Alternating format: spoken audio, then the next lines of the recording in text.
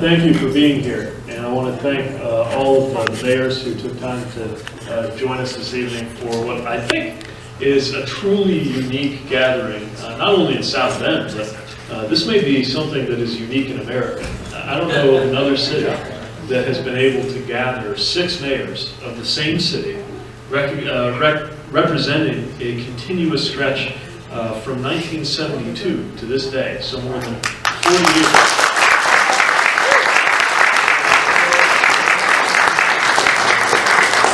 And it just seems like a great way to recognize how much we love our city and the significance of this historic year, the 150th anniversary of the city.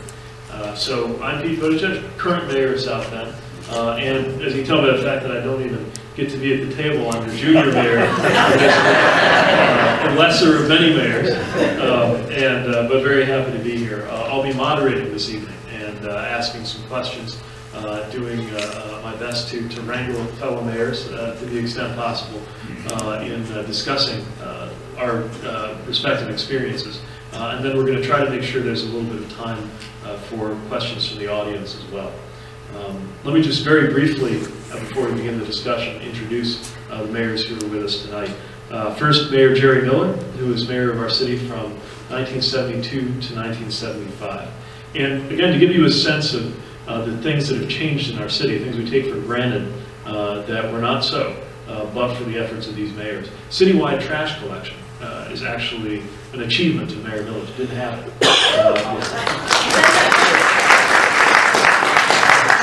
A lot of other things we can't picture South Bend without: the Rum Village Nature Center, the Weaver Park tennis courts, among the many accomplishments that happened on Mayor Miller's watch. Next, Mayor Nemeth. I think by protocol we say Judge Nemeth because Judge comes ahead of us in mere mayors in the protocol charts, and someone who continued in public service long after his tenure as mayor. But from 1976 to 1979, Mayor Nemeth was, among other things, the leader of having this place where we are today come about at the Century Center. And another example of something we just can't imagine any other way, the Doubletree, formerly the Marriott First Source Center, was a big hole in the ground. It was simply known as the Hole. And that was another thing that changed thanks to the efforts of Mayor and Judge Nemeth. Mayor Roger Parent served from 1980 to 1987, and again, characteristically continued in public service with a tour on the South Bend School Board later on. Coveleski Stadium, now Four Winds Field.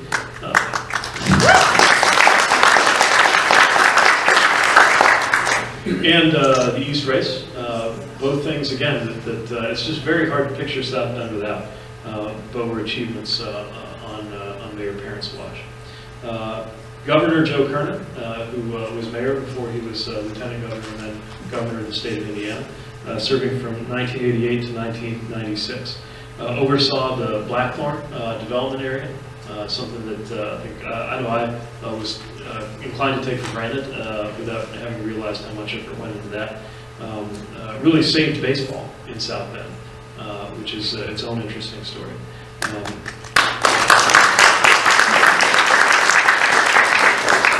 And South Bend's reputation as a caring community and one that does a stellar job in looking after the homeless, and in particular homeless veterans. Something else that we have Governor Kernan to thank. So thank you, Governor, for being here. And my predecessor, Mayor Steve Lickby, the longest serving mayor in history of South Bend, from 1996 to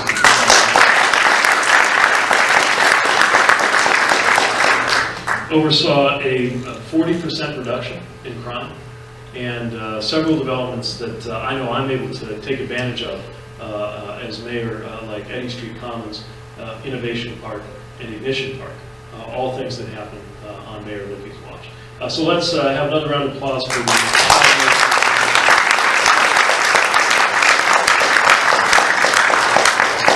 I think what I'd like to do, and maybe I'll start, we'll go we'll move to the past. So I'll start with Mayor Lickby and then move on down the table.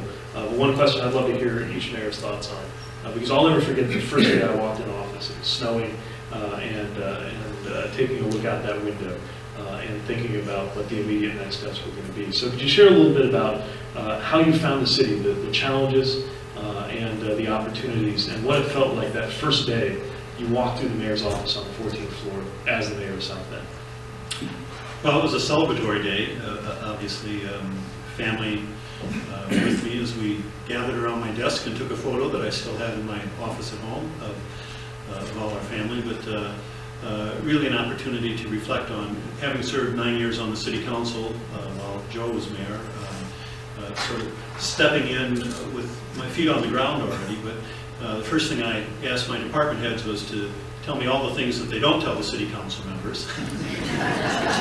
You find out that the city is a complex operation, that it really is a multiple corporations when you think of all the services that we have to provide, and the challenge of not only taking care of personnel, but also then working to make sure that we're fiscally sound and to have a vision for the future that that can build South Bend in a positive way. But I think the one thing I really felt was gratitude to all of my predecessors who had set the stage with the investments that they had directed in the city of South Bend and the ways that they had cared for the city. Thank you. Governor, what was day one like? It sucked.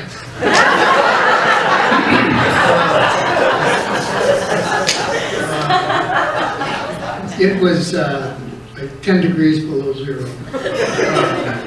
And the streets were all like glass. And we got gathered all the department heads together, and everybody was wondering what we were going to do and how we were going to take care of this, because when the ice sheets are there, our solution for fixing them, sand was no good, any other thing was no good, and I said, I don't care what you do, but we have to clean the streets. And and John Lashinsky and the rest of the team in the street department got on it, and I went out and rode in some of the trucks along the way, and we got it done. But it was a long, horrible day. And yeah, so that was that. And, I came in, I had been city controller for Roger for 8 years. And so I had a pretty good feeling for what was going on, and the challenges we would be facing, and following in Roger's footsteps, the kinds of things that we needed to do, to be aware of, to be able to bring together, first and foremost, a good team, a good staff. You're only as good as your ball club, and you have to have good people. We had Dick Nussbaum, the city attorney, now Judge Jenny Manier, was the deputy city attorney. Katie Humphreys became the controller. Denise Sullivan, who my friends still call the real mayor, was in my office, and I had known her since she was 6, and but very special, and did a lot of good work for certainly Steve and me, and just bringing a team together to make sure that we were all on the same page, that we knew what we were supposed to be doing, that these first days were going to be among the most important days, that we were going to have to deal with issues, and take it from there, and trust the people that you hired. Mayor Parent, what was New Year's Day 1980 like? I took the bus to work one day. Then I had Joe Kernan, who was city controller, to get me a car. He did. everybody's laughing because he got me more than one car. I kept changing cars over and over again. And then I went up to my office and I said, I don't like this office at all. And so in the next couple of days, we moved to what was the conference room. But in the very first meeting, something happened that I've never forgotten. We had maybe 10 or 15 department heads and other people in the room. And before the meeting started, people were around and I heard something like a racial slur among the staff. And we sat down and I said, I don't care what you do around here. I don't care if you love people or don't love people, but you're not going to be speaking that way ever again in a meeting. And you know what? It really helped. And it was part of what I wanted to do, which is to have a diversified workforce. You can't have that if it doesn't start from the top. And so I went on later on to appoint the first African-American fire chief, the first 3 women department heads, and also brought minorities in the police and fire departments up to a very substantial amount. Those are the kinds of things I remember most, and which I think are the things I'm happiest about. Good. Reference to the name or title of judge or mayor, people would ask me, how do we call you, judge or mayor? I said, well, my name's Pete. And I've been called a lot worse things. So any one of those would be fine. I don't remember January 1st, 1976. I'm wondering if perhaps it was a Saturday or Sunday, because I don't recall going to work. I do recall very soon, the first week in office, I was faced with a decision regarding the mall downtown. It was called Riverbend Plaza. And the proposal was to extend the plaza from Jefferson to Washington Streets at a cost of over $1 million, which would include a hydraulic stage. And I nixed it, said, I don't think we want to do that. And as it turned out, did you take Riverbend Plaza out, Roger? Yeah, I did. You did? I also did when I was in the city council. Oh, I guess. But I figured I saved the city $1 million right off the bat. Marvell, what was it like when what challenges did you face the first day you took office? Pardon? What was it like that first day that you took office? It was something, I tell you, that, for the background for people, I spent 13 years before I was elected to office as working in the campaigns. I was a campaign coordinator in 62, 64, 66, city chairman in 67, and then I ran for county commissioner, was elected in 1968. And I had a great relationship with Lloyd Allen, who was the mayor before all of us, and I spent time with him for going over all the problems of the city.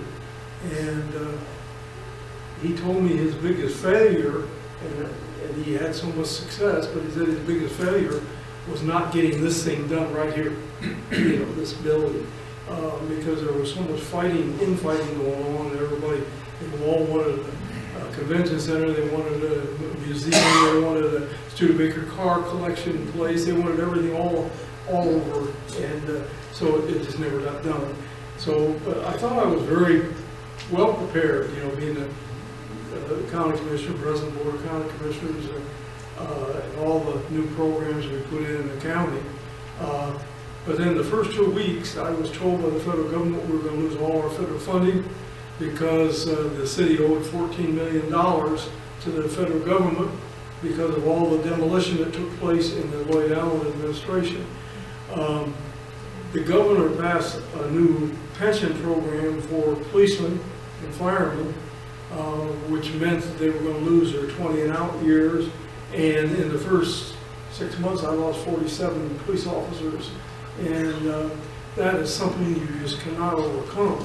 You know, we had 2 people in the police department that had a college education, and the 67 people that I hired, every one of them had over 2 years of college education.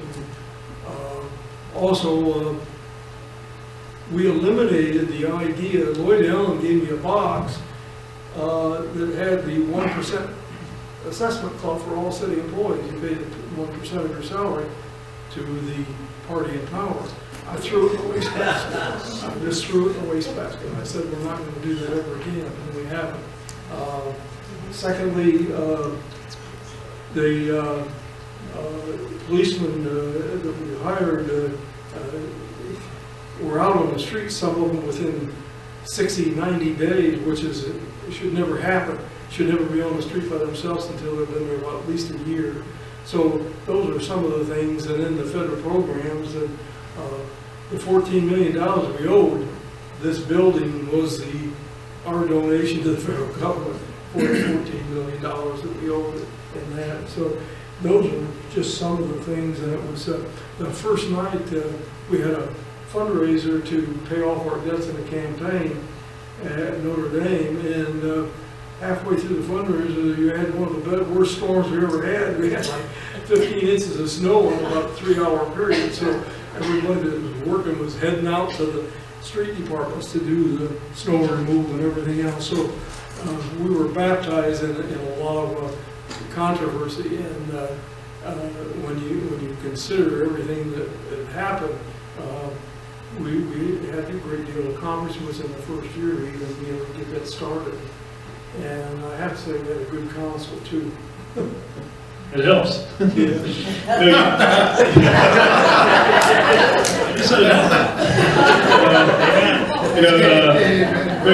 mentioned that snowstorm and what an experience that was. And I know, Mayor Nemeth, it was on your watch that the notorious blizzard of '78 happened. I wasn't even around for that, and I feel like I was there because of the stories that are told. Can you take us to what it was like being mayor when that unbelievable blizzard struck our town? Well, I wasn't in town when it hit. No, an interesting story. I was in Washington, D.C., and another interesting story. Back then, we had a situation where we were actually considering turning out alternate street lights to save power. You know, there was a big oil crisis and so forth, and everybody was told to keep lighting to a minimum, and I fly into Washington, D.C., and it's lit up like a Christmas tree. But in any event, I was out there, and the storm hit. Of course, that was the granddaddy of all blizzards. And on Saturday, I left on a Wednesday, and coming back on Saturday, got on the plane at the airport in Washington, and an announcement came over, PA, saying, "Flights canceled. There are no airports open. Can't go anyplace." I thought, wow. And then I heard later in the day that Maryland University basketball team had gotten in the South Bend. They were playing Notre Dame on Sunday. Well, that's terrific. The basketball team gets in and the mayor can't get back. So Sunday we're back at the airport, and they said, "Well, Cleveland Airport is open." I said, "Fine, we'll stay on, we'll go."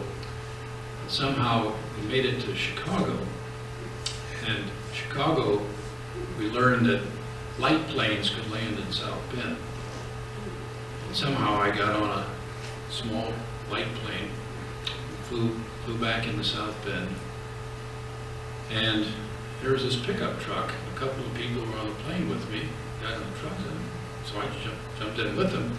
And as we drove down Lincoln Way into downtown, where the snow was piled up, above the cab of the truck. And I said, "Well, you can let me out here on the Lafayette Street." And he said, looked at me and said, "Well, aren't you going to the game?" Turned out all the other people in that truck were referees for the game. That may be the only reason I got back when I did. There were other not so nice incidents. Someone got shot. One of the snow removal people actually got shot because he was dumping snow on somebody's yard, which was rather sad. The one thing that we were proud of is that nobody died as a result of that storm. We made a decision to open up, unfortunately couldn't open up the streets, but we opened up for emergency vehicles. So if there was someone who was having a baby or someone who was had a life-threatening situation, we were able to make sure that those folks got to the appropriate medical help. And it was quite a time, quite a time. When I left office, 3 of the top accumulation of snowfall in South Bend's history happened during those 4 years. And I often wondered why the good Lord thought I was such a good snow removal guy. You know, snow is the mortal enemy of most mayors, I think. Mayor Perrin, what was the biggest crisis that you faced? Was it a snowstorm or something else? I had so many. I mean, it's kind of hard to tell you which one was the biggest one. I have a snowstorm story too. It won't take too long. I was on the city council when Pete was out of town in Washington having fun, but you did a good job. You had some good people, you know.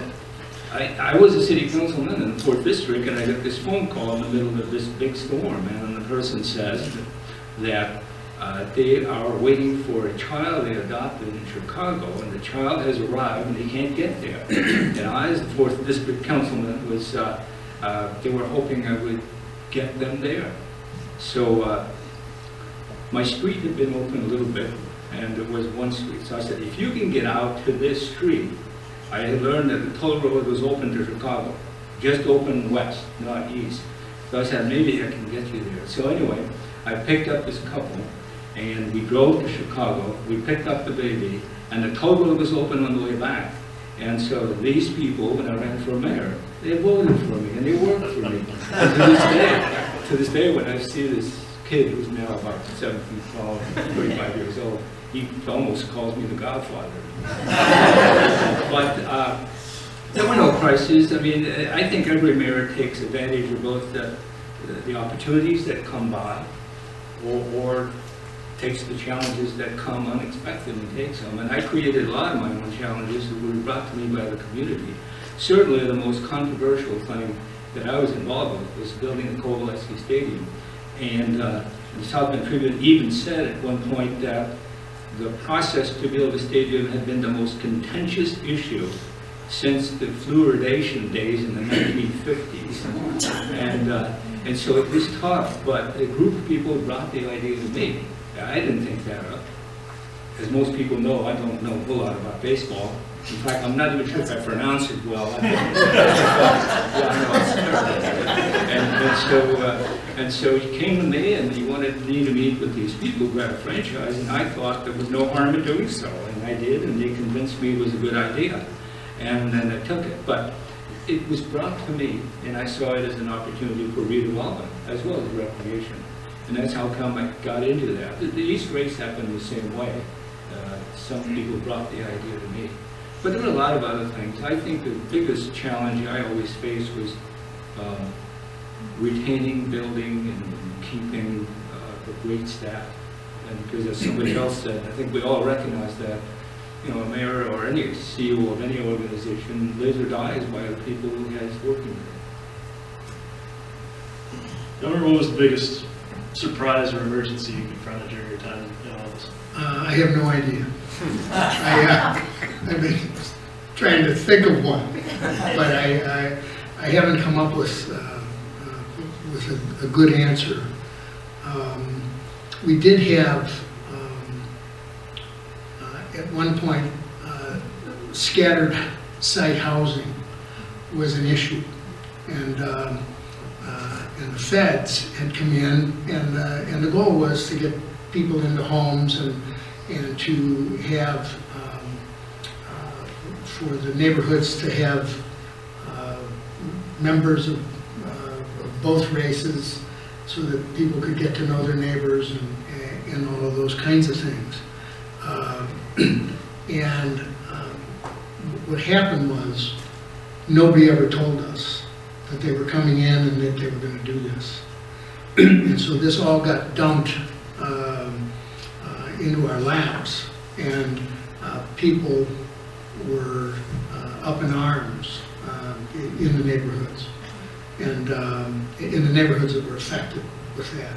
And so I called together a group of people. I had some ministers and some other folks that came in, we sat down together and talked about what we needed to do, and managed to work our way through that by opening it up and letting people know that this is what happened, and this is where we're going to go from here. That was really, for me, I think the worst situation that I was in during my time in the office. Very good. I guess serving as long as I did, I had the opportunity for more crises, perhaps.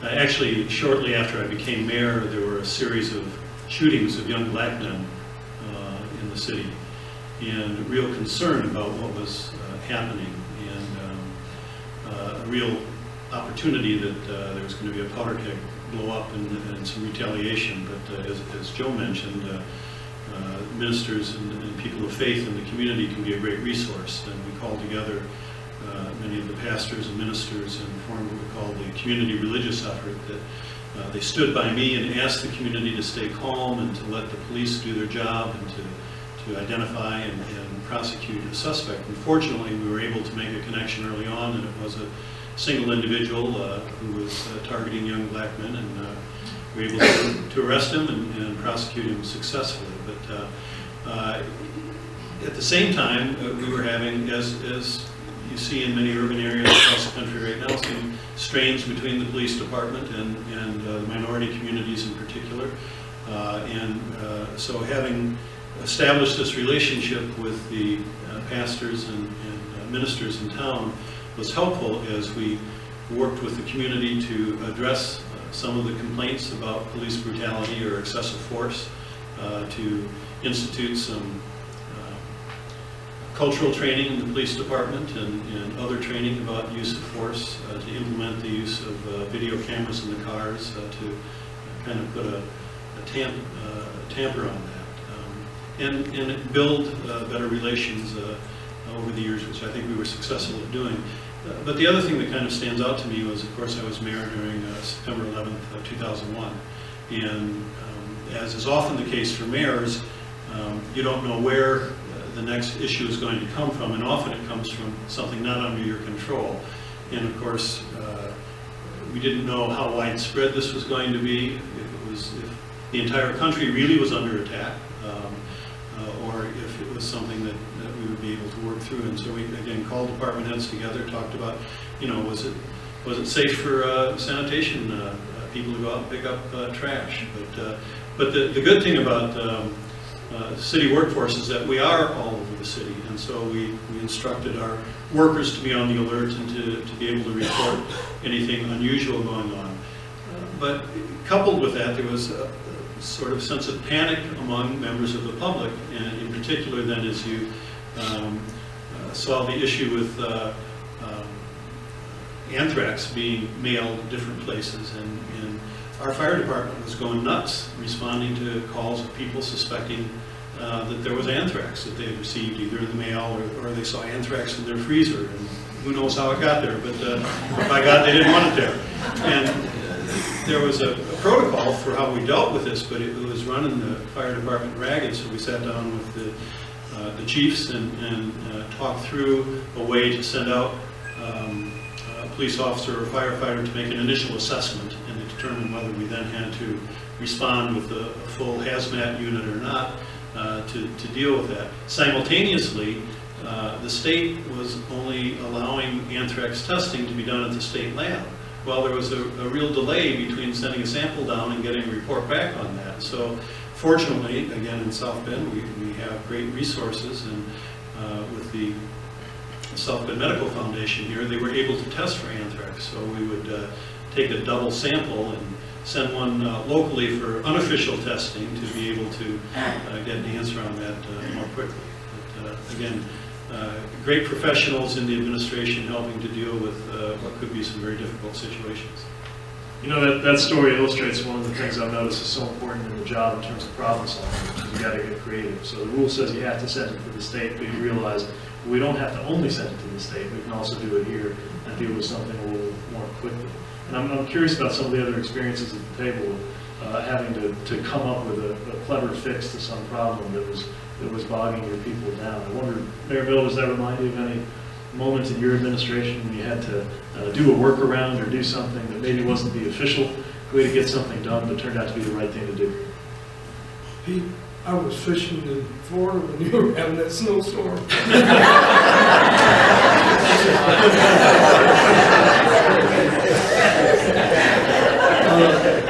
You know, one of the things that we changed, I went to the Governor Bowen, helped me get the law changed for the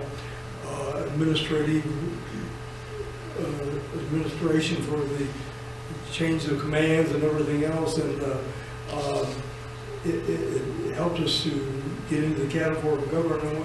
One of the greatest things that happened, anytime there was a problem, I remember many times when we had a snowstorm, you know, before we had meetings, you didn't have everybody in there that was in leadership of some department.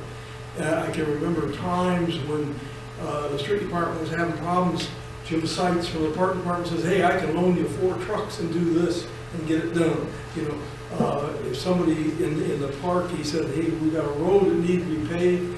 We had the street commissioner get ready and get in there and get it done. You know, and so we didn't have this problem. And of course, we had so much trouble with this building getting the law passed in order for us to permit us to build this building. And I remember we went to the legislature. Of course, the first thing I went to the legislature for was a hotel motel tax, and I went in January 1969, right over, excuse me, in 1972 to get it passed. Well, the bill got defeated in about the first 3 weeks of the legislature, but we had a miracle man in John Frick, who was a state senator, on the last day of the year. The old days, state senator, state representative could put a vehicle bill in and strip it, change it, and do anything they wanted to on the last few days of the legislature. He took my hotel motel tax bill, put it in, and the last day of the legislature it was passed, and nobody even knew about it. I remember I was in the West Side Democratic Club, and it was making a contest, and we got the first thing, the Century Center, the seed money for that was the hotel motel tax.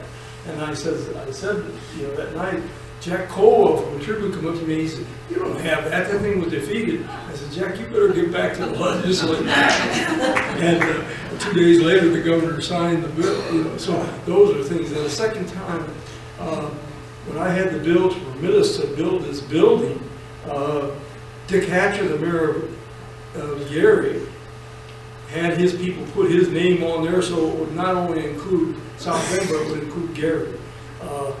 The guys in the legislature said they wouldn't pass the bill.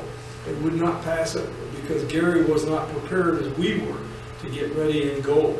And so I went to Dick Hatcher. Dick Hatcher and I went to high school together in Michigan City, so I knew him very well.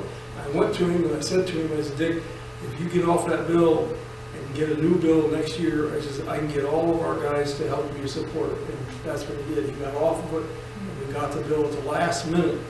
And that was about a few weeks before we had to go to bond to float the bonds. And if you go back to that time in our country, you know, interest rates were starting to climb. They were 12, they went up to 21%, and there was like 30 projects that were put to bid the week that we did for the bonds of the Century Center, and we were the only one that came in under the engineer's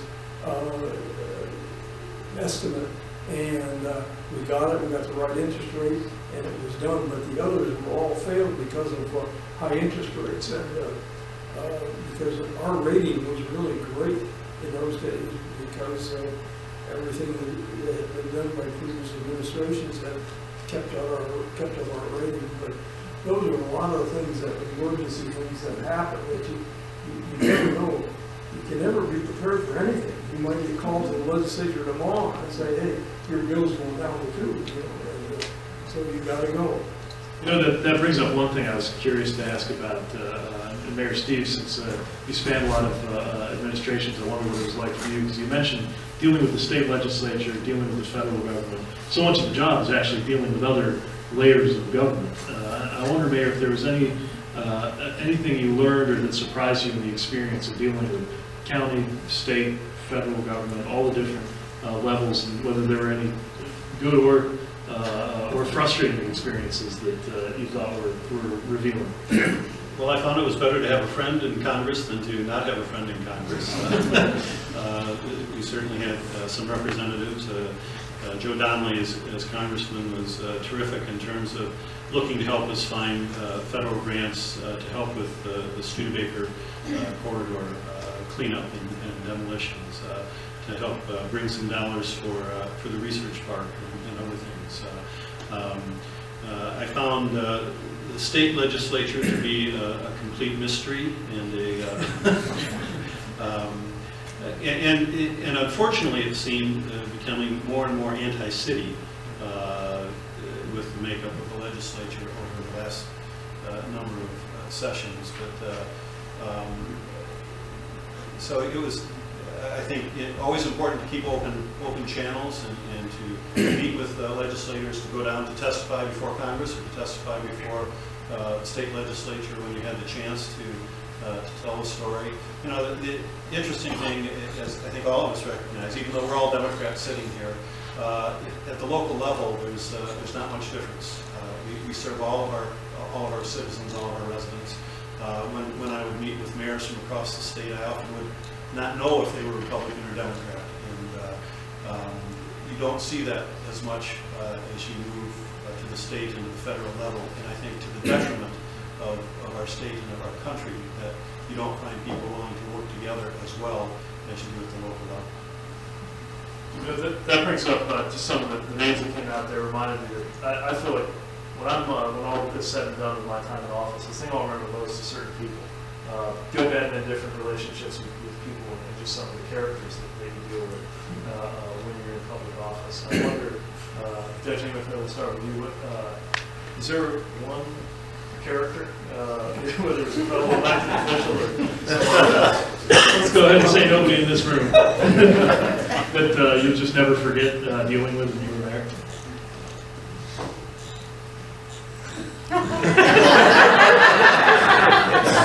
Let me count the ways. Well, you talk about a character that reminds me of talking about state and federal government. In my opinion, as bad as local government may be, it's more effective and more efficient than any other government we have. In my experience, not only as mayor but as a judge, I found that the higher up you go, the worse it gets. And it's sad but true. But I think local governments are really undersold in terms of what they accomplish and what they're able to do. I think the main fact there is that you can reach out and touch your local officials. You can't do that with, generally speaking, with your state officials, and certainly not with your federal officials. I used to envy John Bradamus, who was a congressman when I was mayor. We'd be attending these rubber chicken dinners, and as soon as he spoke, he would announce that he had a plane to catch and he had to get back to Washington for some important vote. And I would think,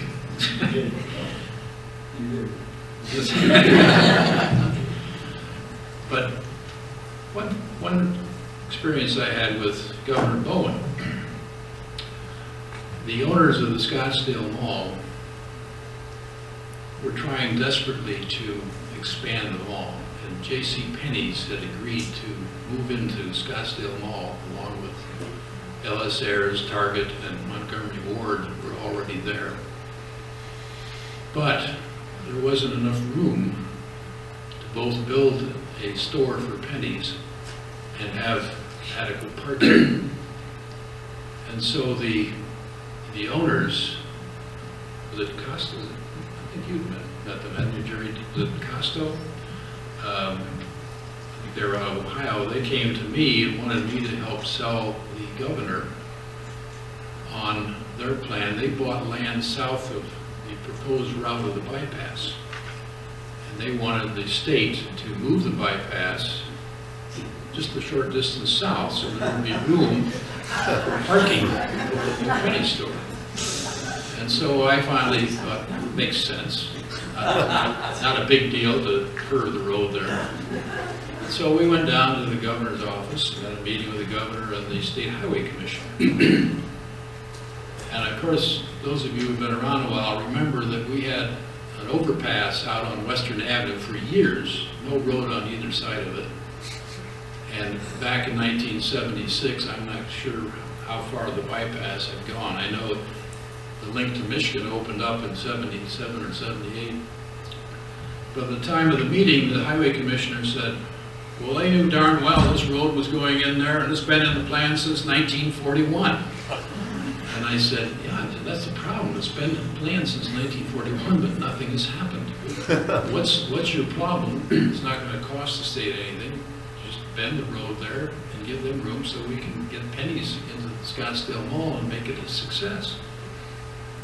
The only way it could happen would be for the governor to overrule his highway commissioner, which he did not do. And so pennies never moved out to Scottsdale Mall. Of course, Scottsdale Mall is no longer there, at least not in the form that it was then. So it's very interesting, the relations you have with different governmental officials. On the other hand, John Bradamus was a great congressman. The project across the street, the First Source Bank, then Marriott project, was a $30 million project. And the city's portion was $6 million, which financed the atrium area and the parking garage. And we were fortunate enough, through the help of Congressman Bradamus, to obtain what they called a Urban Development Action Grant of $6 million. So the cost to the city, other than whatever federal taxes you were paying, was zero. There were no property taxes going into the project. So the city put up that 20% of the project, the private sector put up $24 million, and we have that building across the street. And that was a very difficult project. It involved an insurance company, Gerald D. Hines Corporation, First Source Bank, Marriott Corporation, a group out of Fort Lauderdale, Florida. It was quite an intricate development. And we had a very narrow window of opportunity. You know, there are some people who criticized Lloyd Allen for tearing down buildings downtown. The problem is that if that had been the case for that project, if that hole had not been there, if after all the work that we had done for months, perhaps years, to get to the point where Marriott said yes, and we were ready to go, if we'd had to go back to Marriott and said, well, that's great that you're ready to go, but we have to go and acquire the property. So that means perhaps a condemnation lawsuit may take a couple of years, but once we get that done, then you can go ahead.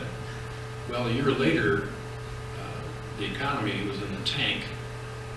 Hotel occupancy rates were down. They like to hit 68%. They were down below 60. There would not have been any project if we hadn't had that land available to develop at the time that they were ready to go. We would never have gotten it. And I think that's a situation that exists in the downtown area. I think that one of the problems we have is there's no place to build new buildings without being next to a building that's pretty sad shape. So I think that what Lloyd Allen did in the redevelopment program, clearing land, worked out real well. The Block 6 area, where the Carl King Towers, where the Crow Chiswick's buildings are located, was all land that was cleared. And the property tax basis that has been created there in each of those spots far exceeds what was there previously. I know as we get near the top of the hour, it's time to be sure we get some questions from the audience. But just before we do, a lot's been said about the states and governors, and I feel it's important to ask the one person in the room who's been a governor, as well as a mayor. I'd be very curious to know, in your view, what the biggest difference is between being a governor and being a mayor. Well, I think it goes back to what was talked about earlier. and that is that as you move up from local government, where you have the responsibilities that we all have, there is no room for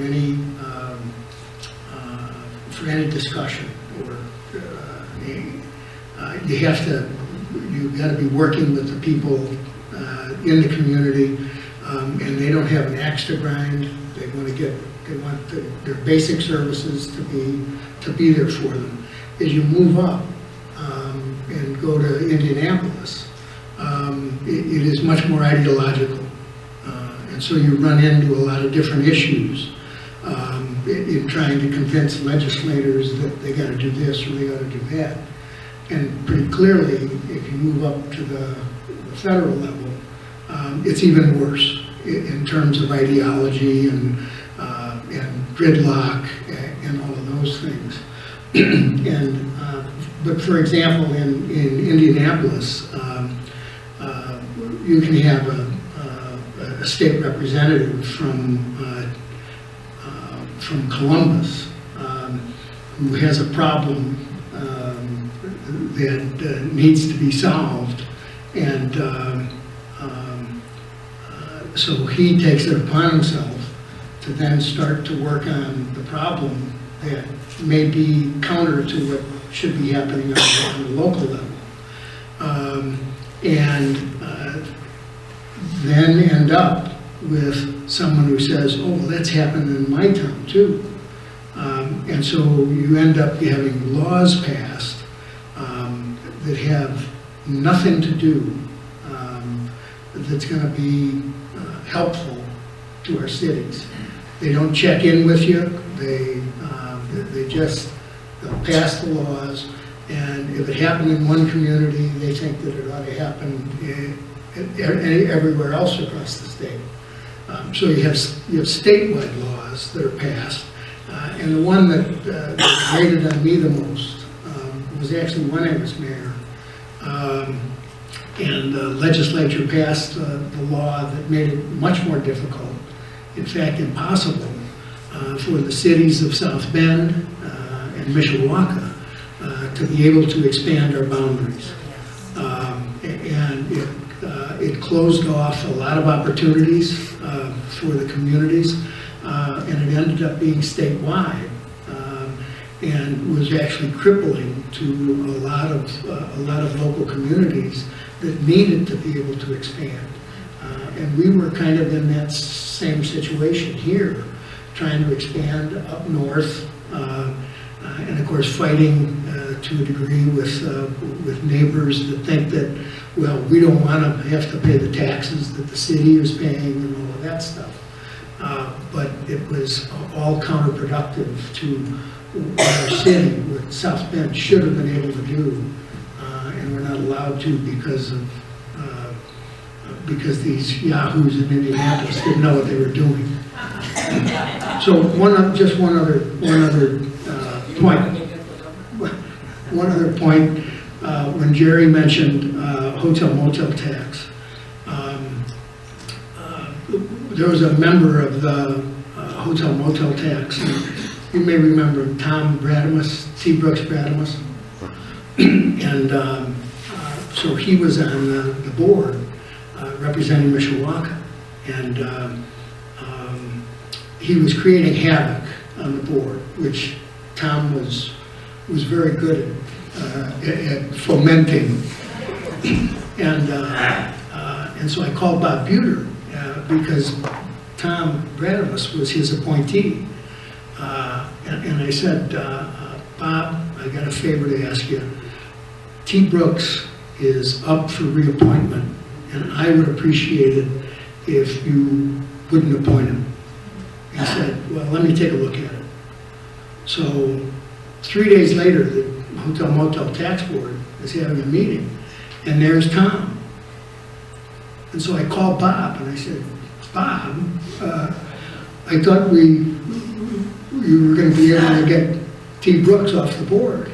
And he said, well, I decided that I'd rather have T. Brooks be mad at you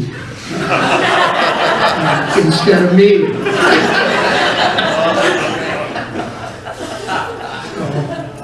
One way or to another.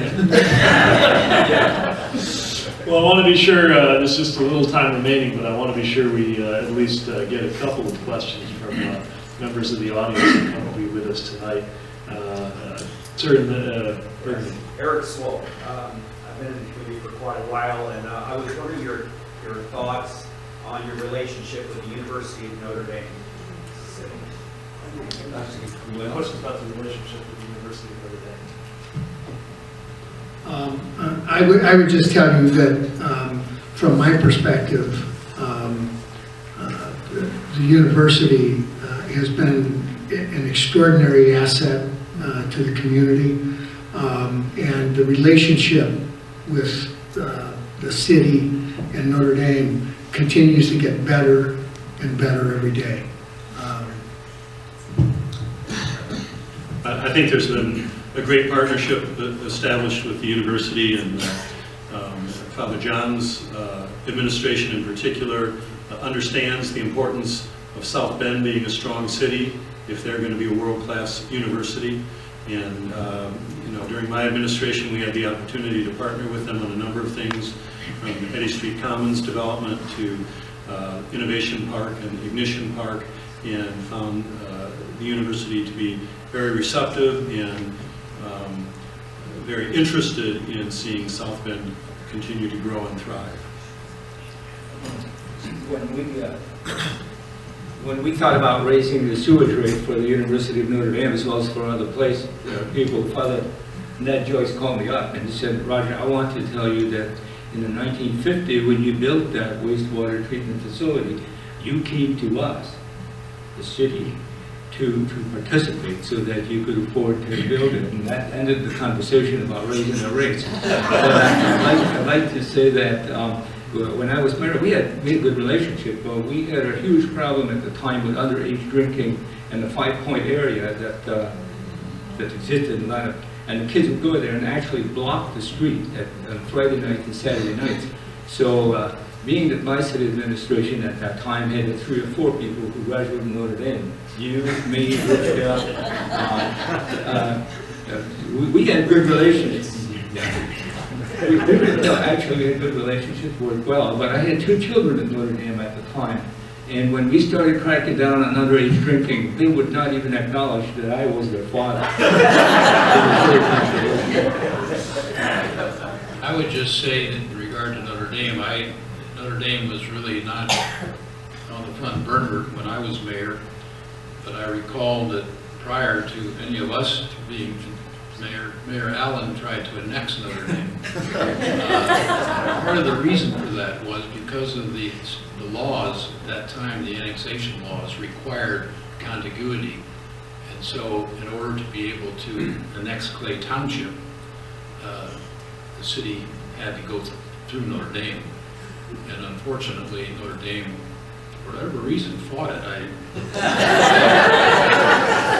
I don't believe they pay property taxes, so it wasn't a matter of taxation. And I think that they would have allowed them to keep their post office. But I think that really set back the city of South Bend, the fact that the city was not able to annex Notre Dame and then go on to the north. Well, that's Notre Dame is annexing South Bend. Well, yeah. Certainly whatever efforts they're making now to cooperate with the city are long overdue. My first involvement with Notre Dame was the county commissioner in 1969. People don't remember, probably don't recall that Notre Dame had made a decision at that time that they were going to expand the university to about 20,000 students. And they wanted the Juniper Road vacated, they wanted some of the other roads vacated.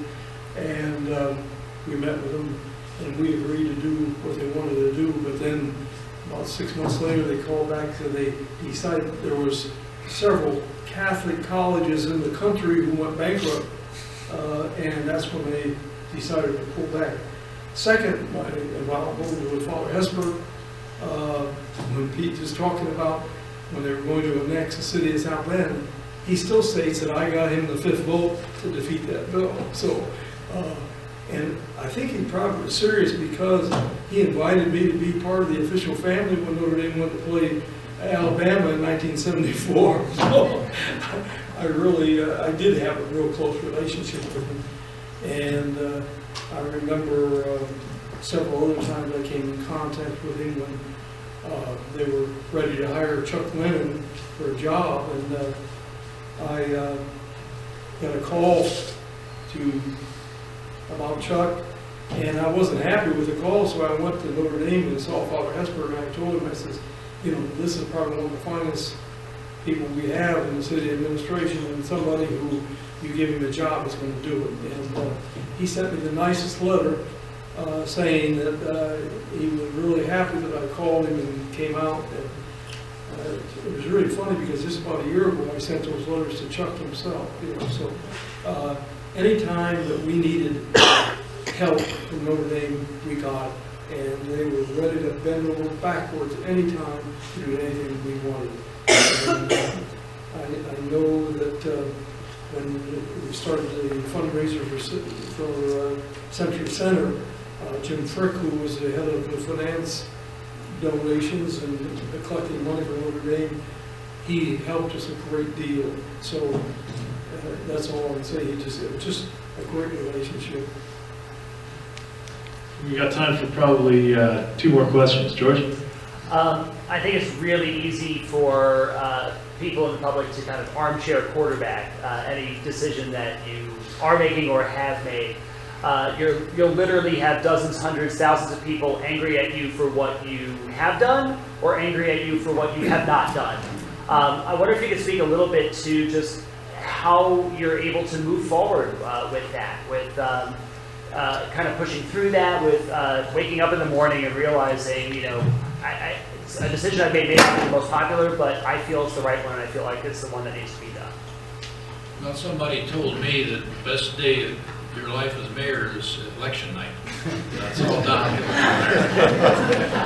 And in a sense, that's true, because you have to make decisions. You're in an executive position, and it requires decision-making.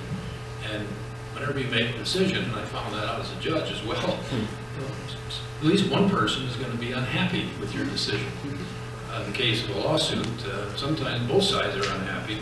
And in the case of a city with the mayor making decisions, there are a lot of people who are sometimes unhappy. But I think that from my vantage point, I tried to make decisions which I thought were in the best interest of the city as a whole, not a particular minority or a particular section or region or area.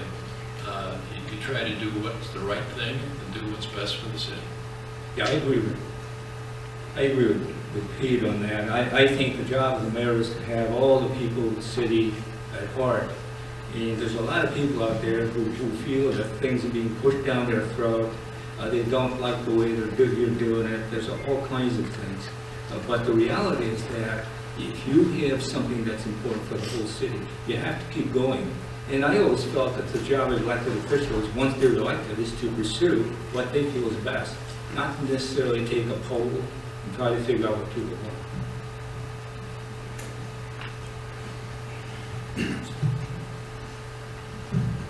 Yeah, we're all in agreement. And I think you end up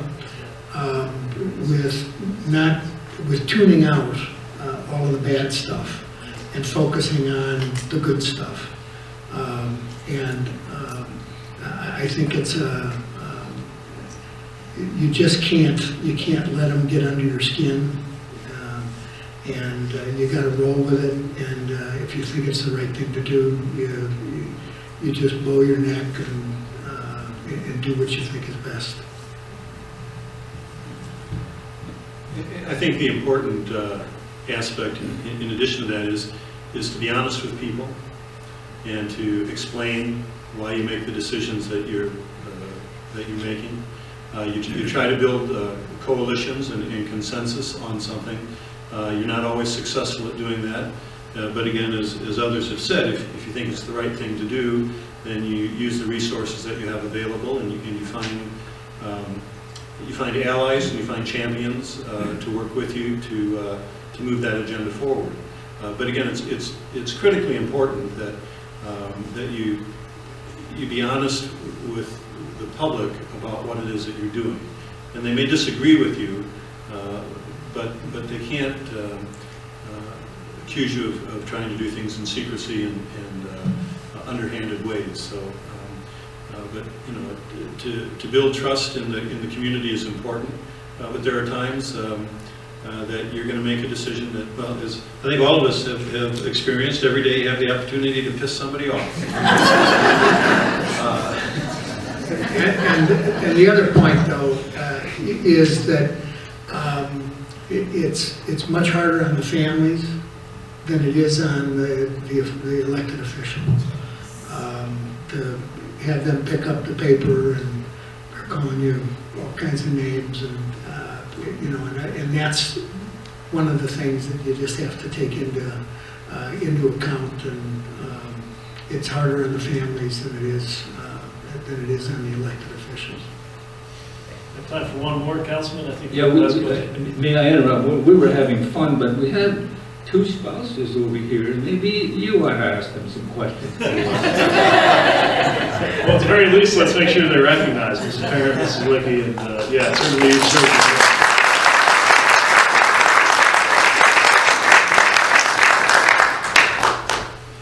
Councilman? There's been a lot of contentiousness between the mayor and the council. Really? What advice would the mayors give Mayor Pete besides a nuclear weapon? I think Mayor Pete is doing a great job.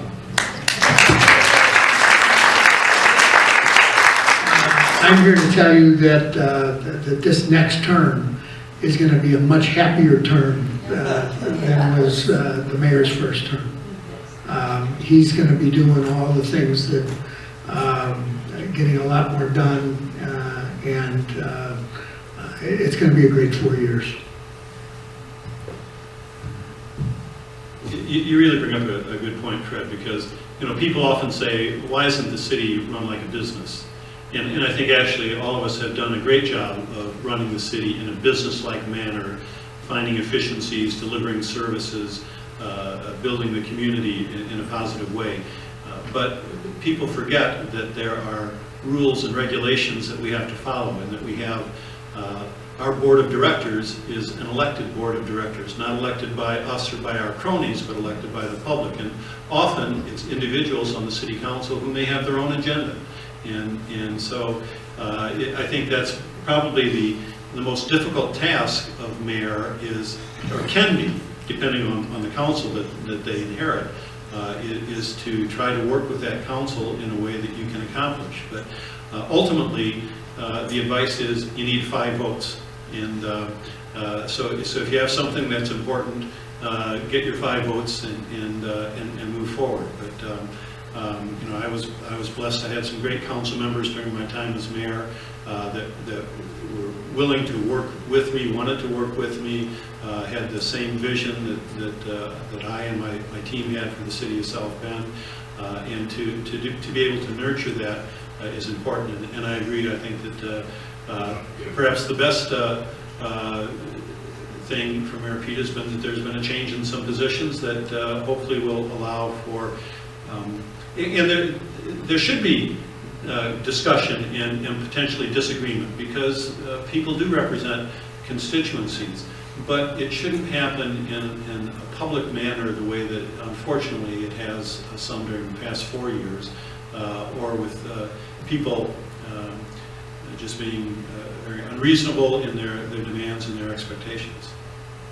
I have some advice because I lived in both ways, and Steve did too. And just remember, every city council member, no matter who they are or where they're coming from, they think they can do a hell of a lot better job than you, and they all want to be mayors someday, or at least. And when Pete Nemeth was mayor, I used to raise some tough questions down there. I was on the city council, and I thought I could do a pretty good job too. And I wanted to be mayor. So it's a natural thing for city council members, and probably there's a lot of congressmen who think they can do a better job than the president. I mean, it's almost the nature of the thing. I'm sorry, Pete, for all the trouble I put you. And that's a phrase I wonder if I'll ever hear from a councilman years in the future. I'm sorry, Pete, for all the trouble I did.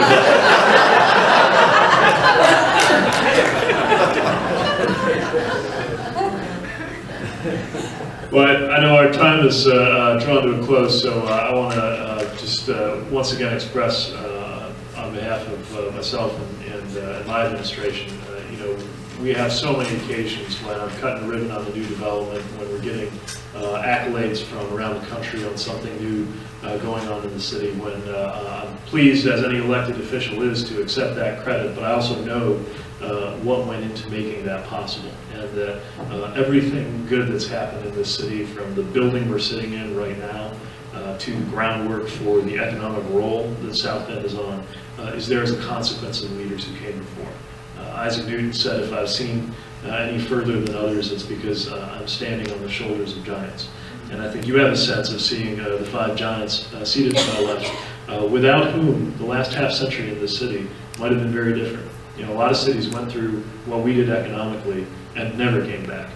So I think all of us have a great debt of gratitude for the leadership and energy that these mayors brought to the job.